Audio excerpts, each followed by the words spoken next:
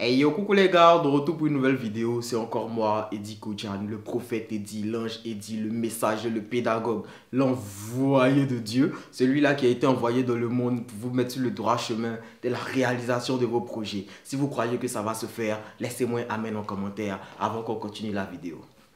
Ouais, je peux être pasteur aussi, hein. Vous imaginez un deuxième Makoso. Ah ouais.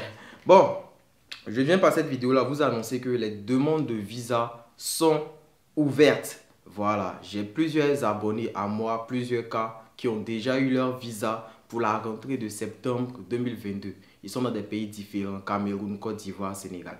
Voilà, donc c'est pour vous dire que les demandes de visa sont réellement ouvertes. Donc pour ceux qui vont venir polémiquer là, s'il vous plaît, moi j'ai preuve. Donc quand vous allez me parler, venez avec preuve aussi. Hein? Voilà.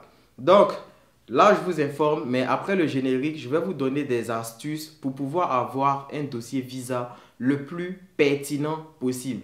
Parce qu'il y a certains qui négligent vraiment cette histoire de visa là. Voilà, parce qu'ils se disent que bon, j'ai fourni tout ce qu'ils ont demandé, donc je vais avoir le visa. Un dossier visa peut être complet, respecter les conditions entre griffes, et puis vous n'allez pas avoir le visa. Ça arrive chaque année.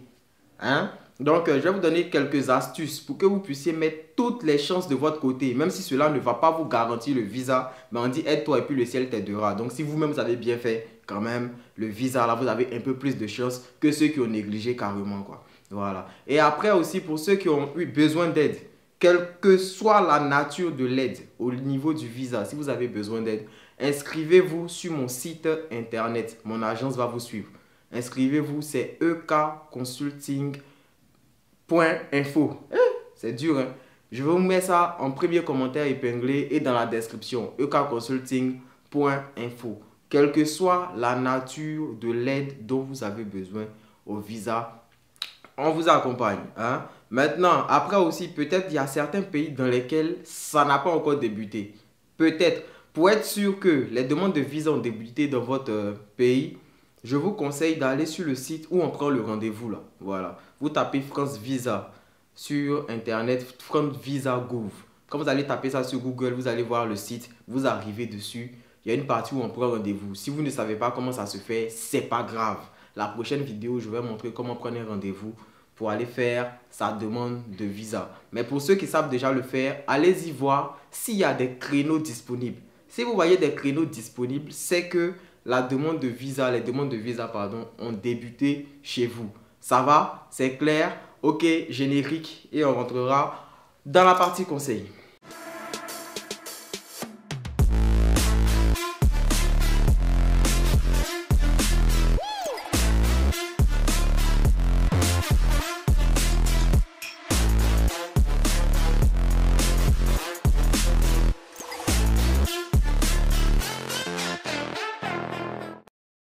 De retour, avant même de rentrer dans la partie conseil, fais un tour sur ma chaîne, regarde mon contenu, tu comprendras pourquoi je dis que je suis l'envoyé de Dieu. Voilà, je ne dis pas ça pour rien. Donc fais un tour sur ma chaîne, si mon contenu te plaît, abonne-toi, laisse-moi un pouce vers le haut, active la cloche de notification pour ne rater aucune de mes vidéos, suis-moi sur tous mes réseaux sociaux qui s'affichent là, parce que quand il y a les informations, c'est là-bas que je passe. Sur YouTube, je ne peux pas faire une vidéo de 30 secondes pour vous passer une information. Ça, je suis désolé. Vous voyez mes projecteurs, vous voyez ma caméra, ça me prend énormément de temps. Donc, suivez-moi sur mes réseaux sociaux. Maintenant, on peut rentrer dans le vif du sujet. Comment maximiser tes chances d'avoir le visa? La première des choses, c'est tellement évident. Hein? Voilà, la première des choses à faire pour maximiser tes chances d'avoir le visa, c'est de vite faire ta demande de visa. Parce que lorsque tu fais vite ta demande de visa, tu as l'avantage du nombre et tu as l'avantage du temps. L'avantage du nombre, j'explique. Avant le mois de juillet, les demandes de visa ne sont pas nombreuses. Donc, lorsque vous faites votre demande de visa avant le mois de juillet et qu'il y a un document qui manque, le consulat pourra par exemple vous appeler pour vous dire « Oui, monsieur Kofi, il y a tel document que vous n'avez pas signé ou il y a tel document qui manque que nous aimerions que vous nous envoyiez ça à nos services. » Vous voyez. Donc, en général aussi, quand ils vous appellent pour ce type de complément de dossier, c'est que tout est bien. Tout est bien, vous avez déjà le visa à 75%. Ils ont besoin de juste ce petit truc-là pour vous accorder le visa. Et puis c'est tout. Voilà. Mais ça, c'est avant juillet parce qu'ils n'ont pas beaucoup de demandes. vous imaginez, quand on va dire en juillet, où tous ceux qui sont en train d'attendre le CROUS, là, c'est-à-dire les résidences universitaires, vont avoir leur réponse de logement et tout, et maintenant, eux tous, ils vont venir faire leur demande de visa. En juillet, là, le consulat peut recevoir au moins 500 demandes de visa par jour. Vous voyez ces gens qui vont recevoir 500 demandes de visa par jour, là. Un document va manquer, ils vont appeler les 500 personnes là pour dire que oui, monsieur, vous avez un document qui manque. Non, ils n'auront pas le temps de ça parce que plus vous êtes nombreux et plus ils seront obligés d'être sévères pour pouvoir aller vite. Voilà. Donc, plus il y a, comme on appelle là, les demandes de visa, plus ils seront sévères. S'il y a un truc qui manque dans votre dossier, ils ne vont pas vous appeler parce qu'ils n'ont pas que ça à faire. Ils ont beaucoup de dossiers. Ils vont coller un refus et puis ils vont passer à autre chose. Donc, c'est vous maintenant qui allez chercher après, mais qu'est-ce qui n'a pas marché? Et puis, on va donner un refus. Donc, vous voyez déjà, c'est ce que j'appelle l'avantage du nombre. Parce que lorsque vous faites votre demande de visa avant le mois de juillet, vous n'êtes pas nombreux. Donc, s'il y a quelque chose qui manque, il y a quelque chose qui n'est pas clair, ils peuvent vous appeler. Ils vont vous appeler pour avoir plus d'informations. Mais quand ils vont recevoir 2500 demandes là, ils ne vont pas appeler les 2500 là pour avoir information. Donc, l'avantage du nombre. Avant juillet, vous n'êtes pas nombreux à déposer. Donc, votre dossier peut être mieux traité. Ils seront moins sévères que quand il y aura beaucoup de demandes de visa. Et pourquoi j'ai dit l'avantage du temps? Vous faites votre demande de visa en mai. Si on vous refuse le visa en mai, là, vous avez juin, vous avez juillet, vous avez août. Vous avez 3 mois pour pouvoir refaire un bon dossier pour revenir déposer votre demande de visa. Vous imaginez quelqu'un qui va déposer en août. Je prends un exemple, il dépose sa demande de visa le 8 août. Vu qu'il y a beaucoup de dossiers, lui-même sa réponse au visa, là, il risque d'avoir ça le 25 août. Bon, le 25 août, il a un refus de visa. Sa rentrée est le 2 septembre. C'est quand il va refaire son dossier, c'est quand il va le redéposer, c'est quand ils vont encore réexaminer ça pour qu'il puisse avoir une réponse et c'est quand il va arriver en France pour pouvoir faire les cours. C'est pas possible. Donc, plus vous tardez, moins vous avez l'avantage du temps. Plus vous êtes rapide, plus vous avez l'avantage du temps. Quand vous faites votre demande de visa vite, ça ne veut pas dire que vous aurez forcément le visa, mais ça augmente vos chances. Parce que s'il y a un truc qu'ils ne comprennent pas, ils pourront vous appeler. Il faudra que ce soit clair. Et attention, quand je dis de vite faire la demande de visa, il ne faudrait pas faire un truc bâclé non plus. On va dire, bon, ouais, rapidement, je prends des trucs comme ça au hasard et puis je vais déposer. Non. Parce que c'est comme ça, plein néglige cette histoire de visa. Bref, je sais que vous avez compris l'enveloppe. Vous avez compris ce que je voulais dire. Donc, déposez vite, dans la mesure du possible, déposez vite votre demande de visa et privilégiez les contrats de bail. Attestation d'hébergement, ça peut passer. Mais en termes de pourcentage, c'est le contrat de bail qui passe le plus. Ok? Voilà. Et puis après, pour la deuxième chose, pour pouvoir maximiser votre chance d'avoir le visa, c'est de jouer sur la cohérence de votre dossier. Vous ne pouvez pas habiter à Paris et puis votre école va se trouver à Strasbourg. C'est pas normal. C'est comme si vous, je sais pas, bon moi c'est la Côte d'Ivoire, je connais. C'est comme si vous quittez Abidjan pour aller étudier à Bouaké. Genre chaque jour vous allez faire le trajet là, Abidjan, Bouaké, Abidjan, Bouaké. Même si vous faites une lettre explicative pour expliquer ce que vous voulez, ça ne va pas passer. Privilégiez les logements dans votre ville, sauf si vous êtes en région parisienne. Si vous êtes en région parisienne, votre logement peut être à plus de 100 km de votre... Qu'est-ce que je dis? Votre logement peut être au maximum à 100 km de votre université. Et 100 km encore, c'est beaucoup. Si vous cherchez un logement dans la région parisienne, prenez maximum 80 km de la maison. En région parisienne, ça va passer. Mais si vous venez dans les petites villes comme Caen, vous êtes à Caen, votre université c'est à Caen, et puis vous-même vous habitez à Rennes, ou bien à Rouen, ou bien au Havre, qui est à près de 100 km d'ici, ça ne va pas passer. Si vous n'êtes pas en région parisienne, privilégiez des logements dans votre ville. N'allez pas ailleurs. Vous avez compris? Si votre université est en région parisienne, vous pouvez vous permettre ce luxe-là d'avoir un logement à plus de 80 km de votre école. Mais si votre école n'est pas en Île-de-France, cherchez, faites tout pour pouvoir avoir votre logement dans la même ville pour augmenter vos chances. Ça, c'est un. Et puis après, au niveau de, comment dire, des dimensions de la maison, ça aussi, ça compte. Quelqu'un qui est dans un 9 mètres carrés ne pourra pas vous héberger. Ça, c'est la première des choses. Parce que lorsque vous devez venir en France ici, là, même nous on est ici, pour vivre décemment, ce que la loi dit, chaque personne doit avoir un espace habitable de 9 mètres carrés. C'est-à-dire que moi je suis là. Si je vis avec quelqu'un, le logement doit être minimum de 18 mètres carrés.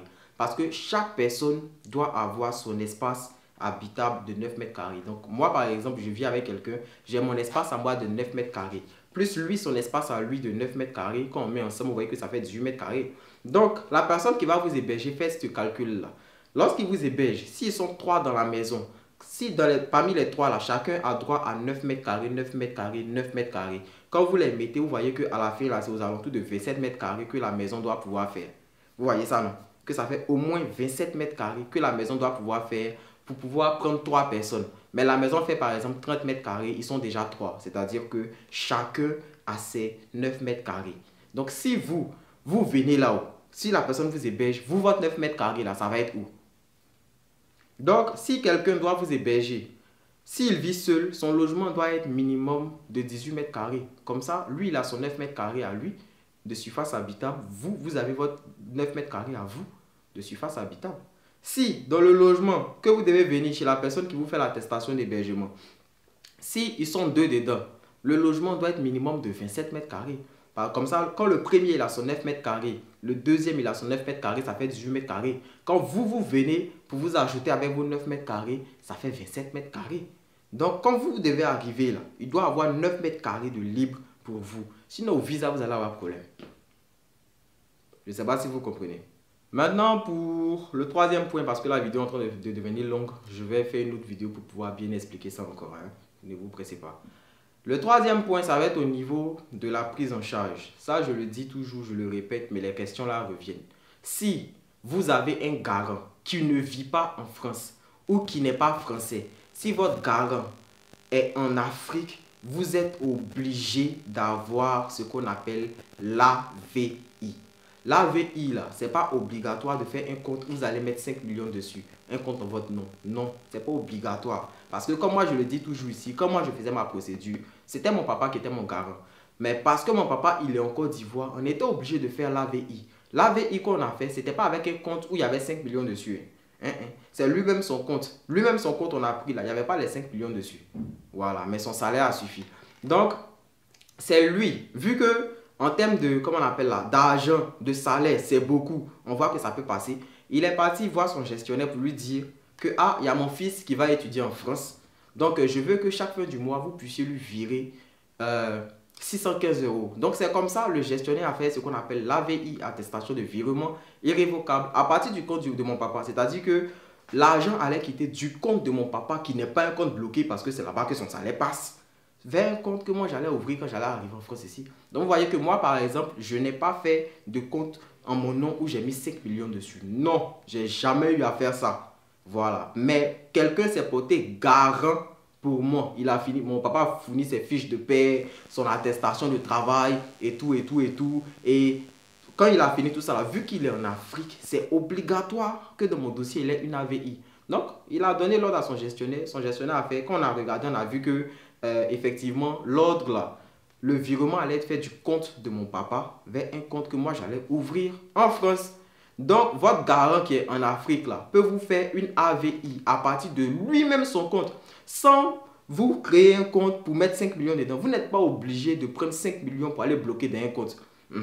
Quand vous prenez 5 millions pour aller mettre dans un compte, c'est que c'est vous-même qui êtes votre garant. Dans ce type de cas là, si vous-même vous êtes votre garant, vous allez prendre les 5 millions, mettre ça sur un compte en votre nom.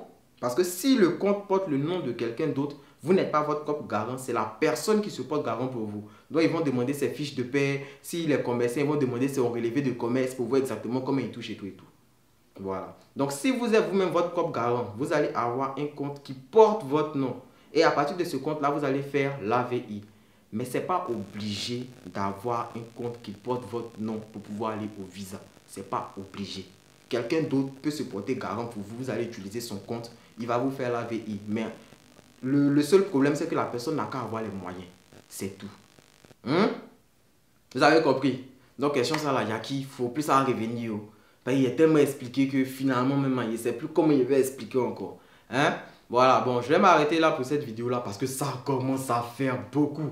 Et je sais que là-bas, la connexion, ça coûte cher. Donc, je vais m'arrêter là. Et puis, la prochaine vidéo, je vais vous montrer comment remplir le formulaire de demande de visa. Après ça, on va voir, on va comparer les AVI avec les garants français, avec les... Voilà. J'avais déjà fait une vidéo dessus que j'ai supprimée, mais je vais la ramener.